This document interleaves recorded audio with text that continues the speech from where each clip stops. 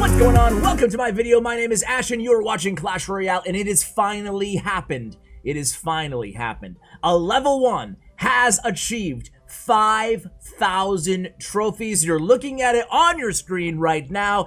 That's right, it is Retaliate, aka Retaliation, who, you know what, a lot of people probably were expecting to see game over, who has hit basically every milestone, world record for level 1 content. But no, it is Retaliate. Retaliate has been a player from way back in beta days. He was actually one of the first pros I've ever brought on the channel. Honestly, I didn't even know he had a level 1 account. So cool to see him be the first one to get to 5,000 trophies. When will it end? Where will it end? Will we be covering a level 1 at 8,000 trophies in the year 2024? I don't know. Time will tell. If I do, I'll make sure I play this clip because I'm a soothsayer. Alright, so here we go. This is the account, guys. Unlike Game Over, he does not have like 11,000 wins. Only 1,894 wins. You can see highest trophies, 5,003. I am going to regale you guys with the replays that got him there, the matches that got him there to 5,000 trophies. I don't need to tell you, guys, how difficult this is to pull off, but let's go ahead and start out against Spawner Graveyard Freeze. What is going on ladder right now? After the Elite Barbarian buff, this is probably going to be like an Elite Barbarian Spawner Graveyard Freeze deck. I don't know how I feel about the Elite Barb still. I mean, it's been a few days. Have you guys kind of had time to digest it? Maybe by the time you're watching this video, it's already live in the game. Anyway, that's neither here nor there. Let's go ahead and enjoy the gameplay here going against, of course, it's the Spawners. It's the What is this? Is this beta days? I mean, what the heck are we watching right here? I feel for you guys. Honestly, I feel for you guys in the 5,000 trophy range because this is what you have to go against. It's Spawner, but you know what? I'm going to tell you guys really my #1 tip for facing an over-leveled deck, for facing any deck like this where they're trying to build up a push using over-leveled cards. And it's really basic, but it bears repeating, right? Because I've mentioned this in the past as well. And that is when you're facing over-leveled players, A, play conservatively. Everybody kind of knows that. Don't take risks, don't take chances. But B, you want to be very, very careful about what lane you're attacking and be willing to switch lanes. The reason being is because where facing over-leveled cards really can hurt you, really can punish you, is on the counterattack. So if you're too aggressive and you go in, you're going to have to deal with the counterattack. Let's say they use like a mini P.E.K.K.A. and a wizard or whatever, countering your hog and minions, right? Well, you're going to have to deal with those over-leveled cards and an elixir deficit. So that's why you have to be willing to switch lanes so they can't attack your weak side tower on counter pushes, and you just have to be smart and play conservatively. Those are my best tips. And while I was blabbing, we took down the left tower, but you can see we're not out in the clear yet here, guys. Still 10 seconds and change remaining on the clock, and things are going to get interesting as we go into double elixir time. That's when this deck really gets super, super annoying. So here we go. We have Princess. The thing about Spawner decks when you're playing a deck like this or any deck with Princess in it is just keep cycling and stackle and cycle your princesses and your Sparkies. They do great. They can clog up a lane. And here it goes, the first or maybe the second graveyard of the match. And there's the freeze. So we have to contend with graveyard freeze in the right. Meanwhile, Sparky's doing a good job. She's got it on lockdown there on the left side, taking care of all those swarm units up until the minions are played by the opponent. Only 30 seconds or less than 30 seconds remaining in the match if we can just hold on for dear life. But here it comes, another graveyard. He has freeze selected. Is he gonna use it? He is gonna play it, but he doesn't freeze the princess. It didn't really matter. We did have the log ready to go there. Somehow Retaliation able to come away with the victory, achieving 5,000 trophies. What a beast. All right, let's go to the next replay, guys. I love watching this level 1 content, man. It's nice to switch things up. I think I say this every level 1 video that I make here on the channel, but I mean it. All right, so let's watch the one against Little D, which was also my nickname in college as well. All the girls called me. I have no idea what it meant. No idea. They just, hey, Little D, yo, what up? Yo, what's up? What's up, ladies? How you doing? I don't know. Anybody, any ideas what Little D could have meant? Why all the women call me Little D? No idea. Anyway, Sparky played against Little D here. Obviously stole my nickname. Starting out here in the left-hand lane, and we're going against Expo, so the opponent goes with a defensive Expo here. Now, keep in mind, they do have Log and they have Fireball, so it's weird when these players face against level 1s. I mean, we have 1400 HP on our towers, and our towers can't even one-shot skeletons, right? So just play super. If you ever run into a level 1, I mean, the worst thing that can happen is that you lose, and you're the embarrassment of your entire clan, right? So what you want to do, no offense to Little D from the Dark Fraternity, but what you guys want to do is just play passively again and spell cycle and defend. I mean, a few fireballs and GG, that's it, you know? Or at least pick and choose your spot. So we'll see what the mistake Little D makes here in this matchup.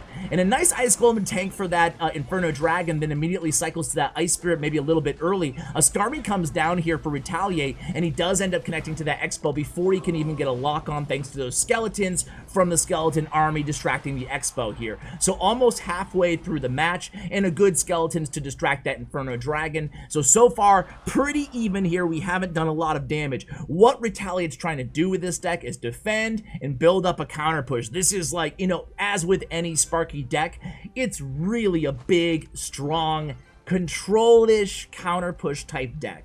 So here we go, Princess opposite lane, and a Log comes down on the Princess.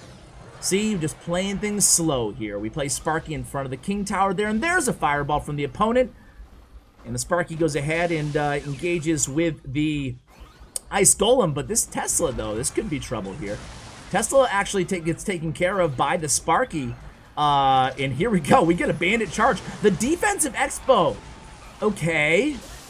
Why did he defensive Expo opposite lane there? That's my question. And this one's certainly not as impressive as the previous match here.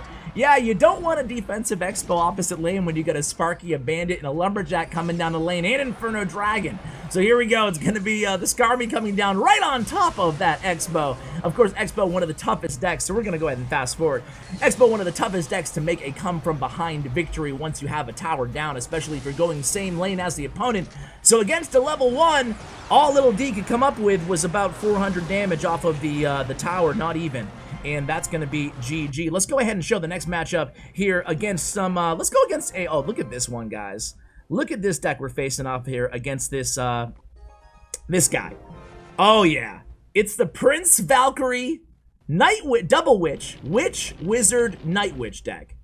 And this, again, is giving me a little bit of insight to this latter range, right? It's interesting to say the least. So here it comes, going to be Wizard Infernus stacked up to start things off. Excuse me, Witch Infernus to start things off here for the opponent, and also a Princess there. So this is going to be like, it's a Mega Knight deck too, man. So he's got like Mega Knight, Double Witch, Wizard, Valkyrie. It's like every card that's strong right now, maybe with the exception of Mega Knight. He just stuck in one deck, and he's like, okay, GG's, I got this, man. So he actually does a lot of damage, though, thanks to that Witch there in the right lane. So already we take about 1,000 damage, 993 HP, to be exact, on the right tower. And then we used our Skarmy there to stop that Prince. And the opponent has, let's look at their hand right now. It's just Mega Knight, Wizard, Valkyrie, Night Witch. So we respond with the Bandit and the Inferno Dragon. That's going to shut down that Mega Knight. And then the Furnace is reloaded by the opponent in the side there. This is a much better replay than the last one. I probably should have played this one and saved Little D for the end of the video. But either way, we do connect with, no, we don't connect with the Inferno Dragon there. About $140 remaining here in this match. Start out with a Sparky in the back. Let's see what the opponent does. It looks like they're going to go ahead and play a Witch in the back as well. They do so. Let's see what they do here. A Princess at the bridge. Really bad move there. Obviously, you want a Princess weak side opposite lane. But now we have a nice little push going. Princess, Ewiz, Sparky. All coming down the lane. Wizard opposite lane. That wasn't an awful Wizard there. We immediately respond with Inferno Dragon because we have to respond to everything, because our towers can't handle anything. Now a Valkyrie is played there. That's going to stymie that Sparky right there at the bridge. Not going to take care of that Princess, though. Log comes down. Oh, okay, she didn't. I thought she might take care of the princess, but she doesn't. Now we force a prince out of the opponent's hand, and then we have a bandit there to stymie that prince during his charge, and then we have a counter push. Ladies and gentlemen, a bandit followed by a Sparky in the left lane, 45 seconds to go in the match. Night Witch played for the first time, maybe, or the second time, by the opponent. Either way, Sparky's going to make quick work of that Night Witch. Princess in the back take care of those bats, and we don't get a hit on the furnace there, but we clean up those fire spirits. Cycling a Lumberjack in the back. Inferno Dragon is down, logs down on that Princess in the right lane. Now we go in with a Lumberjack, Inferno Dragon, and then we play the Sparky in the back again. Nice patience here by Retaliate, and again, we have one Princess, make that one Princess, but nice Sparky value there, takes out the Night Witch, I believe, and the Wizard, and here we go, double Furnace coming in, Princess in the back, Bandit cycled in the back as well. This one's going to go to sudden death overtime. Let's see what the opponent does. Oh, we saw that coming a mile away. It's the Mega Knight, but we were ready there with a Lumberjack and an Inferno Dragon to stymie that Mega Knight in the lane. Now we're going against that Princess. Log comes down, bye-bye Princess. Princess of our own, meanwhile, is not going to lock onto the tower, but is going to lock onto that Wizard. Here we go again, another Sparky push, and a Princess right behind again, identifying the opponent does not have any big spell, which is a weakness of this incredibly strange deck. So here we go again. It's going to be a Witch in the back. 30 seconds or so, 25 seconds into sudden death overtime. Princess this time opposite lane. Nice job. Log comes down immediately from Retaliate. And this time the Sparky does get a lock on that Witch. Night Witch, bad Night Witch there. Two Sparkies, two Princesses. This is going to be GG, right? Right? No? Let's see. Oh, two Sparkies. Only thing more satisfying than one Sparky is two Sparkies, and make it two Sparkies, two Princesses, and a lot of other crap there. So that's my casting expertise. A lot of crap in the left lane, and there you have it, guys. Let's go to the final replay that I have for you today against Marcosoda. So this time Retaliate on the top of your screen so we can actually enter into the shoes of Retaliate and try to see how it feels like playing against him, or enter the shoes of the opponent, that is, and see what it's like playing against a level 1 on ladder. I think I mentioned this in a previous video, but if I went against a level 1 on ladder and I had even the slightest inclination that I might lose the match, I might fake a Wi-Fi drop, be like, oh, 3 crown.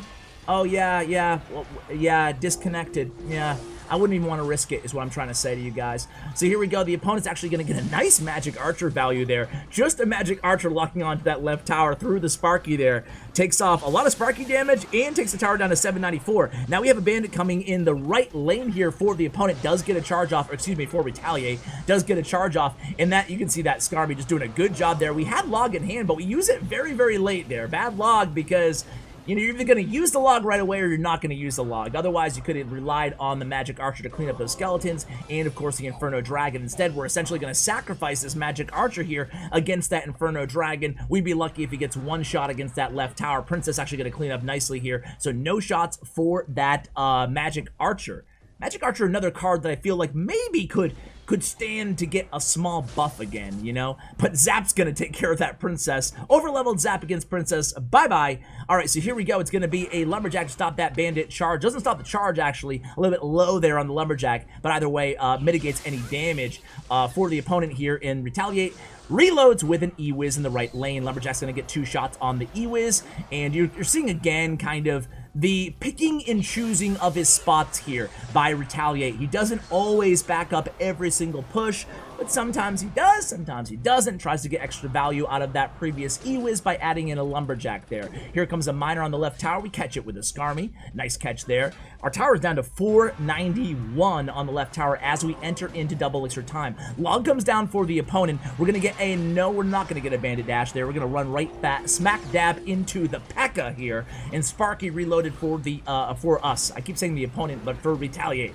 So Inferno Dragon again, Zap's going to come down very, very early there. We're going to easily be able to take, well, I was going to say we're going to easily take care of that that P.E.K.K.A., but no, we need the help of the Sparmy, and the Lumberjack, and now we have a big push coming in the right lane here. The Magic Archer's down, but it's not going to do enough damage. Let's see what we can do here. Actually, Magic Archer does a pretty good job there, getting right through all the defenses, and boom, P.E.K.K.A. down last second again. So the big P.E.K.K.A. is down. 18 seconds, 17 seconds remaining here. E-Wiz in hand for the opponent. 398 damage remaining on the left tower. We're going to go ahead and catch that Miner again. No, we don't catch the Miner that time. Gonna take the tower all the way down with the help of the log, pushing it away. 256 HP remaining on the left tower. Now we're gonna have to get some value here out of this Sparky, and we do so with the Lumberjack at the bridge. Bandit gets the charge off on that Magic Archer. Magic Archer stays alive. Princess gonna finish off the Magic Archer. Meanwhile, we have a raged up Sparky in the right lane. We have a Skarmy coming down as well. And oh man, I was waiting for it. I thought I was ready with the boom. No, not that time. Miner comes in again. We have an E-Wiz on the Miner. Miner gets 2 hits on that tower. 114 remaining on our left tower here, guys. How does he do this? Princess at bridge gonna get 1 shot. Why isn't he zapping the Princess? Why isn't he zapping the Princess? Oh my god. All right, 74 remaining. A log comes down on the bomber with 21 HP. What are you doing, man? Are you kidding me? Are you kidding me? Well, there we have it, guys. New world record. A huge shout out again to Retaliate for coming back on the channel. Hope you guys enjoyed this video as much as I did. Check out Retaliate's player stats and profile. Links to statsroyale.com in the show notes below. And of course, if you want to give the deck a try, if you have these legendaries unlocked, go ahead and check it out in the deck link in the show notes below again. And make sure you give Retaliation a follow on Twitter. He's a great guy, great player. I think it would be a great guy to follow on social medias. So guys, thank you so much for watching. A huge shout out to Bren Chong, my YouTube partner. Check out his information in the description below. Thank you, and as always, take care, guys.